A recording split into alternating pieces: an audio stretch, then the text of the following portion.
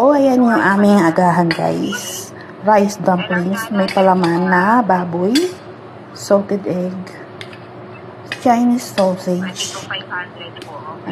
Meron tong mushroom at saka oyster, pero binigay ko kay amo. Hindi ako nakain ng mushroom saka oyster. Oyster na nakain ako oyster, pero yung sariwa na oyster. Yan. Kain kay Almusal. Rice dumplings.